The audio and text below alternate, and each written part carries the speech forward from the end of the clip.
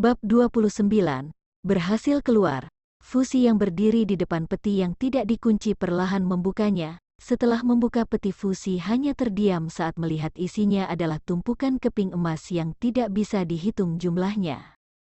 Ha, aku mengira jebakan seperti apa yang ada di dalamnya, tidak menyangka hanya kepingan emas, ucap Fusi. Kepingan emas itu termasuk jebakan karena kebanyakan manusia itu serakah. Tapi mengapa kamu tidak mengambilnya? Jika kamu mengambilnya, kamu tidak akan kekurangan uang lagi ke depannya. Sahut Lulang, sudah jelas semua itu adalah jebakan. Jika aku mengambilnya, siapa yang tahu jebakan seperti apa yang sudah menunggu aku, ucap Fusi sambil berjalan pergi. Seperti yang sudah diduga oleh Fusi, karena dirinya tidak mengambil satupun emas dari dalam peti, tidak ada yang menyerangnya. Fusi kembali melanjutkan langkahnya sambil mengingat kembali jalan yang ada di peta. Setelah berjalan lurus ke depan puluhan meter, Fusi akan dipertemukan dengan pertigaan. Di pertigaan cabang, Fusi mengingat dengan jelas kalau dirinya masih harus berjalan lurus dan tidak berbelok sama sekali sampai dia di belokan terakhir. Tepat setelah melewati pertigaan, dua orang dari kedua arah menatapnya dengan tajam. Keduanya adalah siluman sama seperti siluman laba-laba sebelumnya. Tak berselang lama setelah berjalan tanpa henti dan berhasil menghadapi setiap rintangan, Fusi sampai di belokan terakhir yang akan membawanya ke jalan keluar. Tapi karena itu adalah arah jalan keluar, Fusi yakin tidak semudah itu melewatinya. Dek. Fusi tiba-tiba merasakan sesuatu yang aneh tepat di jantungnya. Bersamaan dengan perasaan yang tak menentu terus keluar, Fusi melihat seorang wanita berjalan ke arahnya dengan ekor 9 yang melambai-lambai. Aku sudah menduga kalau aura pesona aku bisa menakuti para pria, apalagi yang ada di depanku saat ini masih di bawah sekali pelatihannya, ucap siluman rubah ekor 8 yang semakin mendekat ke arah Fusi. Aku akan menyerap energi kehidupanmu sampai habis lalu memakan daging dengan sangat lahap, apa kamu tidak keberatan? Sambung siluman rubah. Sepertinya kamu sedang bertanya padaku, karena kamu bertanya aku akan langsung menjawabnya, yaitu tentu saja aku sangat keberatan, karena aku dari awal tidak akan mengizinkan kamu menyerap energi kehidupanku, sahut Fusi. Memangnya apa yang bisa kamu lakukan saat ini di bawah pesona aku? Kamu tidak akan bisa seperti kemana-mana, ucap siluman rubah. Benarkah? Kalau begitu mari kita buktikan, sahut Fusi. Fusi tersenyum sambil mendekati siluman rubah. Siluman rubah mengira kalau Fusi hanya berpura-pura karena sangat ingin menikmati tubuhnya, tidak berbeda jauh dengan manusia lainnya. Fusi yang mengayunkan pedang ke arah sang siluman rubah membuatnya bergegas menghindar. Saat itu juga siluman rubah menyadari kalau Fusi benar-benar tidak terkena pesonanya. Menarik, kamu sangat menarik karena tidak terpengaruh pesona aku menjadi semakin tertantang, ucap siluman rubah. Aku rasa itu tidak perlu dibanggakan, sahut Fusi. Siluman rubah yang bisa membaca pikiran mencoba membaca pikiran Fusi. Siluman rubah berhasil membaca pikiran yang di dalam pikirannya hanya ada satu wanita yang dekatnya selama beberapa hari terakhir selain para seniornya. Fusi. Siluman rubah seketika berubah menjadi Putri Nang dan langsung memeluk Fusi. Melihat itu Fusi langsung mengepalkan tangannya. Fusi sangat tidak menyukai seseorang maupun siluman yang menyamar jadi orang lain, apalagi orang itu orang yang dikenalnya. Satu pukulan keras diarahkan Fusi ke siluman rubah yang menyamar menjadi Putri Nang. Satu pukulan Fusi yang sangat keras membuat siluman rubah kembali ke wujudnya dan termundur ke belakang.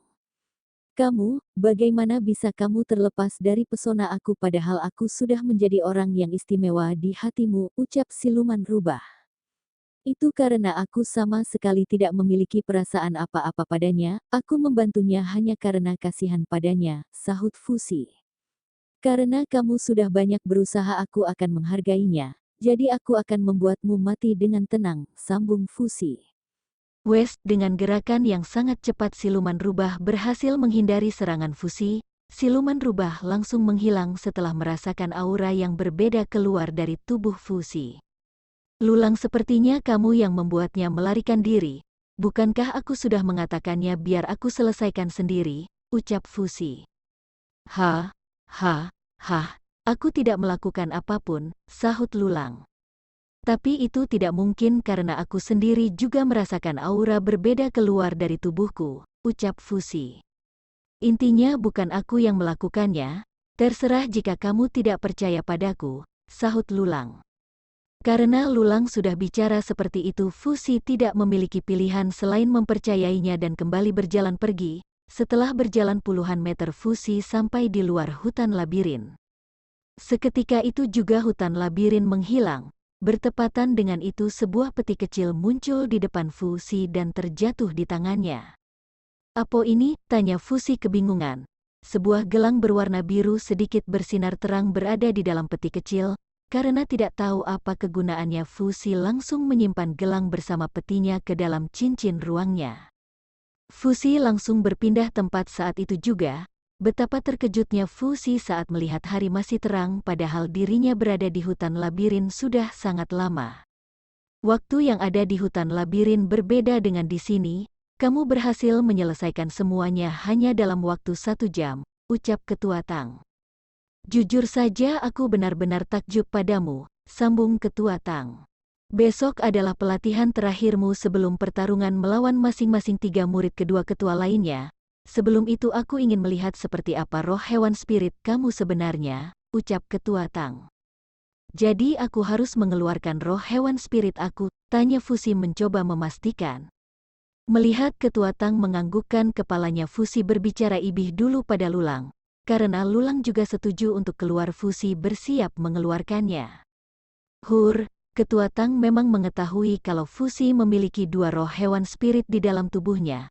Walau begitu Ketua Tang baru tahu sekarang kalau roh hewan spirit Fusi adalah seekor naga api. Naga api, ucap Ketua Tang. Setelah Ketua Tang melihat roh hewan spiritnya, Fusi meminta Lulang kembali masuk. Ketua Tangi seperti tidak percaya apa yang baru saja dilihatnya. Jika keempat senior kamu tahu apa roh hewan spiritmu, mereka pasti akan semakin menjadi-jadi, ucap Ketua Tang. Jadi apa aku tidak perlu mengeluarkannya di depan mereka? Tanya Fusi. Tidak juga, semua terserah padamu, ucap Ketua Tang. Tapi aku tidak mengerti kenapa yang keluar hanya 1, gumam Ketua Tang. Itu karena dia masih belum bisa keluar. Karena itu sebagai muridmu dia harus menjadi lebih kuat dan sangat kuat untuk mengeluarkan roh hewan spirit yang 1 lagi, ucap roh hewan spirit Ketua Tangi. Memangnya apa roh hewan spirit keduanya? Tanya Ketua Tang. Sama-sama naga, ucap roh hewan spirit Ketua Tang membuat Ketua Tang semakin terkejut. Bab 30, Batu Spiritual. Ketua Tang berpikir betapa beruntungnya dia mendapatkan murid yang memiliki 2 roh hewan spirit. Apalagi roh hewan spiritnya adalah 2 naga. Jika perguruan lain mengetahuinya, Fusi pasti akan diperebutkan. Melihat Ketua Tang hanya diam, Fusi tahu kalau saat ini Ketua Fusi pasti sedang memikirkan sesuatu. Jika tidak seperti itu, Ketua Tang pasti sedang berbicara dengan roh hewan spiritnya sendiri, sama seperti saat dirinya berbicara pada Lulang. Ketua, bagaimana dengan latihan ketiga aku? Tanya Fusi membuat Ketua Tang yang terdiam baru teringat kembali apa yang harus dilakukan oleh Fusi. Tunggu di sini, ucap Ketua Tang. Ketua Tang langsung menghilang dari hadapan Fusi. Tak membutuhkan waktu lama, Ketua Tang kembali membawa sebuah batu yang sangat berkilau.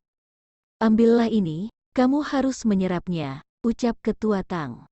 Bukankah ini seperti batu spiritual? Aku pernah melihat yang hampir sama seperti ini tapi tidak seberkilau ini, sahut Fusi. Benar, ini memang batu spiritual. Mungkin yang kamu sebelumnya lihat memang batu spiritual tapi itu kualitas rendah atau kualitas menengah. Karena batu spiritual yang ada di tanganmu saat ini ada batas spiritual kelas paling tinggi, ucap Ketua Tang.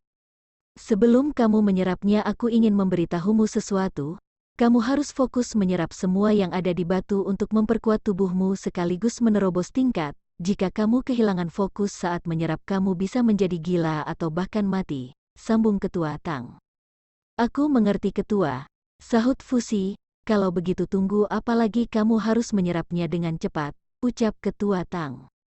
Fusi menganggukkan kepalanya dan langsung duduk bersila. batu spiritual yang ada di tangannya digenggamnya sangat erat dengan kedua tangan lalu menutup matanya. Dek baru menyerap sedikit batu spiritual fusi bisa merasakan sesuatu mengalir di tubuhnya, hampir sama dengan saat dirinya menyerap inti spiritual selama tubuhnya seperti dipenuhi oleh sesuatu yang terus mengalir. Fusi juga bisa merasakan energinya sangat berlimpah seperti baru menyerap energi alam yang sangat banyak. Duk, duk, duk, semakin lama Fusi menyerap batu spiritual jantungnya terus berdegup sangat cepat dan semakin cepat.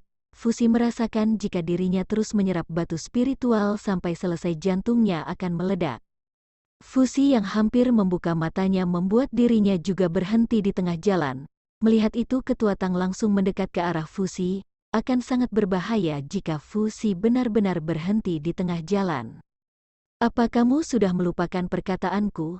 Ucap Ketua Tang tepat di telinga Fusi. Mendengar perkataan Ketua Tang, Fusi yang hampir membuka matanya berusaha sebisa mungkin untuk kembali menyerap. Fusi teringat perkataan Ketua Tang yang sebelumnya mengatakan jika dirinya berhenti di tengah jalan bisa menjadi gila dan bisa sampai mati.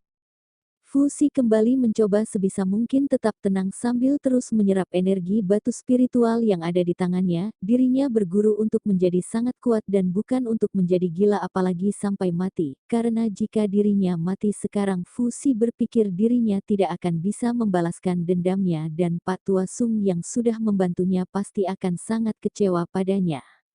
Semangat Fusi yang membara membuat detak jantungnya kembali normal. Fusi bisa merasakan kalau hampir semua kekuatan yang ada di batu spiritual masuk ke dalam tubuhnya.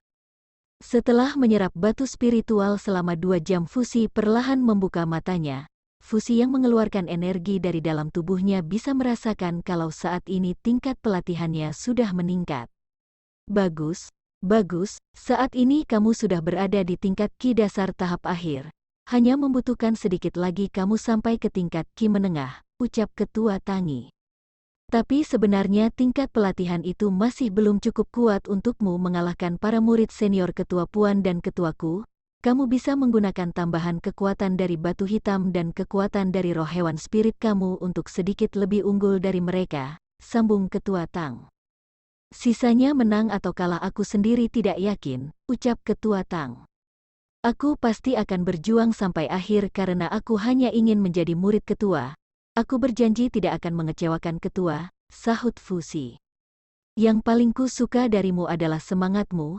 Aku tentu saja akan percaya padamu karena aku sudah berusaha melatih kamu menjadi yang terbaik dalam 3 hari, ucap Ketua Tang. Kalau begitu kamu beristirahatlah.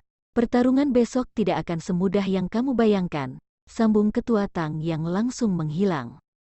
Fusi bergegas pergi kembali ke rumahnya. Setelah menghadapi beberapa siluman dan berusaha keluar dari labirin, Fusi merasa kelelahan dan memang sangat membutuhkan istirahat.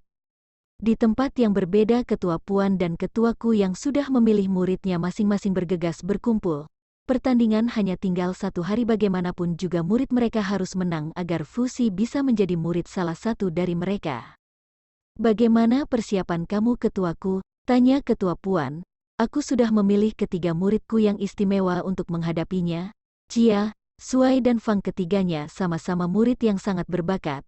Aku yakin mereka bisa menghadapi murid baru itu, ucap Ketuaku. Bagaimana denganmu Ketua Puan? Tanya Ketuaku balik. Tam, Mul dan Duk, ketiga muridku juga sudah siap untuk mengalahkannya. Tapi ada satu hal yang masih terus mengganjal di pikiranku, ucap Ketua Puan. Apa kamu takut kalah? Sahut Ketuaku. Jangan bercanda, muridku tidak mungkin kalah, ucap Ketua Puan. Lalu apa yang membuatmu kebingungan? Tanya Ketuaku. Saat murid kita berhasil mengalahkan murid baru itu, bagaimana cara kita menentukan anak itu akan menjadi murid siapa? Sahut Ketua Puan. Atau mungkinkah Ketuaku akan mengalah padaku karena semua muridmu adalah perempuan? Sambung Ketua Puan. Ha, ha, ha, ha. Jangan bercanda, itu jelas tidak akan mungkin. Bagaimanapun juga aku sangat menginginkan anak baru itu, ucap Ketuaku. Biar adil, bagaimana jika kita bertarung lagi? Setelah mengalahkannya murid kita akan bertarung lagi, siapa yang menang sampai akhir dia yang akan menjadikan murid baru itu sebagai muridnya, sambung Ketuaku. Terdengar seperti rencana yang sangat bagus, aku sangat setuju. Kalau begitu sampai bertemu besok di lapangan, sahut Ketua Puan yang langsung menghilang. Sampai bertemu di lapangan dan siap-siap menerima kekalahan. Murid baru itu akan menjadi muridku, ucap ketuaku sambil tersenyum. Keesokan harinya Fusi yang tidur cukup nyenyak semalaman merasa dirinya sudah siap. Fusi bergegas berjalan keluar untuk menemui Ketua Tang yang mungkin saja sudah menunggunya dari tadi. Sesampainya di lapangan tempatnya berlatih, Fusi melihat Ketua Tang sudah berada di sana. Di sana hanya ada Ketua Tang tanpa ada keempat seniornya. Apa kamu sudah siap? Tanya Ketua Tang. Tentu saja Ketua, ucap Fusi dengan sangat yakin.